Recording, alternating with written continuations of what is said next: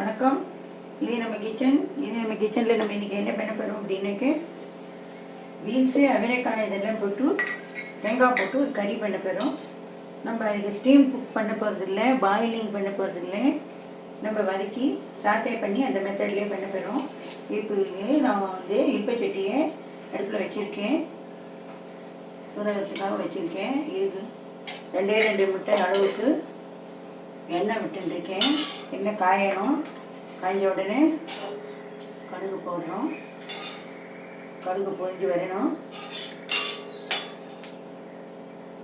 கடுகு பொரிஞ்சு வந்ததுக்கு அப்புறமா உளுத்தம்பருப்பு, மிளகாய் வத்தல்.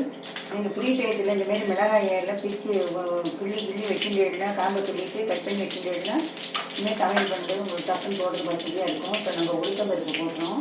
உடச்ச உளுத்தம்பருப்பு போடுறோம். முழு உளுத்தம்பருப்பும் போடலாம், உடச்ச உளுத்தம்பருப்பும் போடலாம். அடுத்த சிம்மில் வைக்கிறோம். சிம்மில் வச்சா தான் உங்களுக்கு மிளகாய் வத்தல் போட்டிருக்கேன். சிம்மில் வச்சா தான் உள் வரைக்கும் உளுத்தம்பருப்பு பொரிஞ்சு வரும். இல்லை மேலே சவந்திருக்கும், உள்ளுக்குள்ளே வந்து வறுபட்டுருக்காது.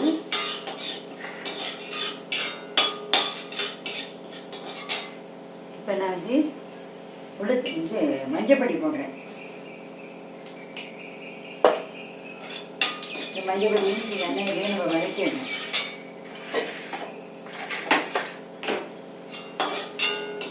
இந்த மாதிரி செவக்காக வறுக்கணும். வறுத்ததுக்கப்புறம் அவரைக்காயை நறுக்கி அலம்பி நறுக்கி உப்பு மஞ்சள் போட்டு ஒரு 20 நிமிஷம் ஊற வச்சுட்டு அதுக்கப்புறமா நான் போடுறேன். அதேமாதிரி பீன்ஸும் நல்லா அலம்பிட்டு பொடியாக நறுக்கிட்டு மறுபடியும் அதில் உப்பு மஞ்சள் போட்டு 20 நிமிஷம் ஊற வச்சுட்டு வடிகட்டி எடுத்து வச்சுட்டு அதையும் போடுறேன்.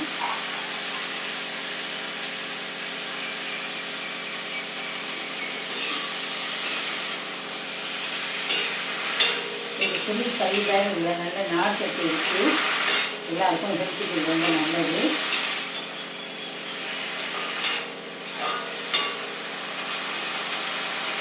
இப்போ என்னன்னாக்கா நான் இதுக்கு தேவையான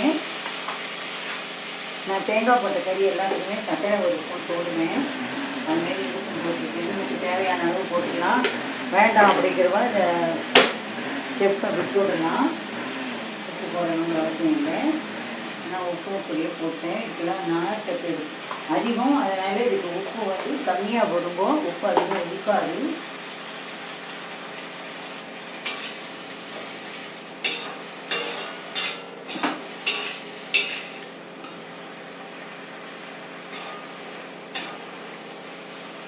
மீடியம் ஃப்ளேமில் வச்சு வதக்கலாம். ஒரு தட்டை போட்டு மூடி வச்சுருவோம். அப்பப்போ தட்டை திறந்து கிளறி பார்த்து வதக்கிக்கோங்க. அந்த தட்டிலேருந்து வடிகிற ஜலமே அந்த டிஷ்ஷு வெந்துடும். அதனால இது நல்லா வதங்கி வரட்டும், பார்ப்போம்.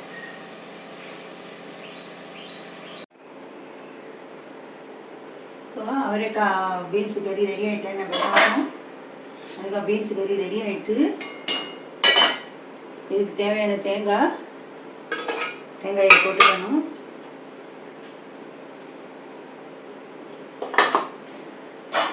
அடுத்து ஆஃப் பண்ணிடுவோம். இப்போ இதுக்கு தேவையான தேங்காய் போட்டாச்சு. நீங்கள் இதை நைட் வரைக்கும் வச்சுக்கிறதா இருந்ததுன்னா இந்த தேங்காய் போடாமல் அப்படியே வதக்கினதோடு எடுத்து வச்சுருவோம், கைப்படாமல். நைட்டு சாப்பிட்ற நேரத்துக்கு துருவின தேங்காயை போட்டு மிக்ஸ் பண்ணிவிட்டு சாப்பிடுங்க. நைட் வரைக்கும் தேங்காய் போட்ட கறிலாம் ஒரு சில நாட்களில் இருக்காது, ஊசி போயிடும். சாப்பாடை வேஸ்ட் பண்ணாமல் சாப்பிடணும். இப்போ இது வந்து ரெடி ஆகிடுச்சு. நான் இப்போ இதை வந்து ஒரு சர்விங் டிஷ்ஷுக்கு மாற்றிடுறேன்.